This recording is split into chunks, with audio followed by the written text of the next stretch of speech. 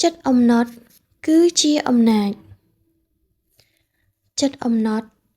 គឺជាលំអនៃបុរសរីឯសេចក្តីអៀនខ្មាស់គឺជាលំអនៃស្ត្រីចិត្តអំណត់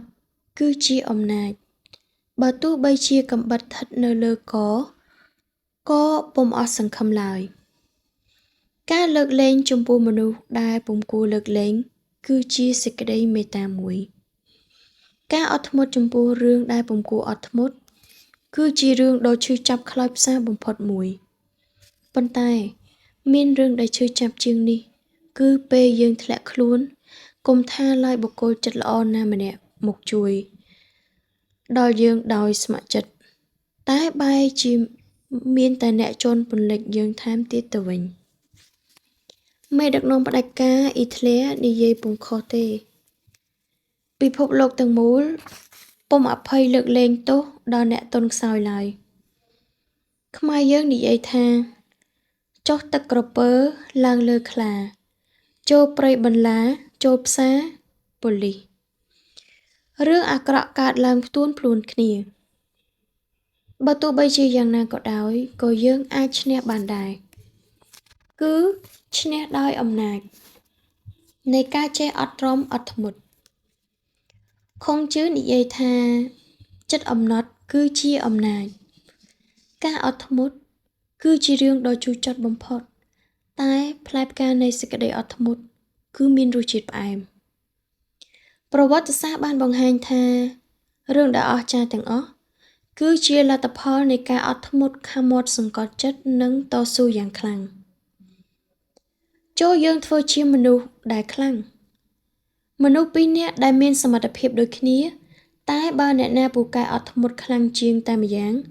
គឺនឹងឈ្នះគ្រប់យ៉ាងទស្សនវិទូអាល្លឺម៉ង់ Immanuel Kant និយាយថាចិត្តអំណត់គឺជាកម្លាំងរបស់អ្នកខ្សោយហើយចិត្តឆេវឆាវគឺជាកំសោយរបស់អ្នកខ្លាំងមនុស្សខ្លាំង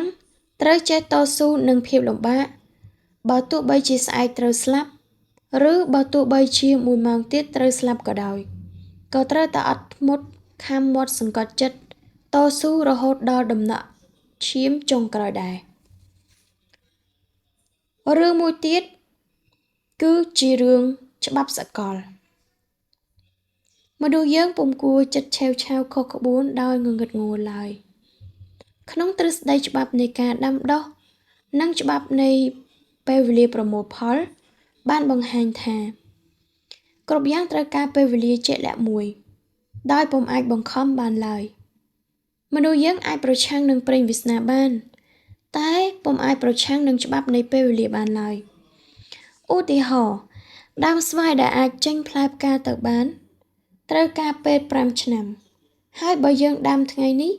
ដោយចង់ប្រមូលផលនៅថ្ងៃស្អែកគឺពុំបានឡើយយើងរៀនសូត្រក៏ដូចគ្នាដែរគឺតក់ពេញបំពង់សន្សឹមគុំបំបោលក្រែងពុំដល់ដូចប្រាថ្នាតក់តែគុំតក់ក្រហល់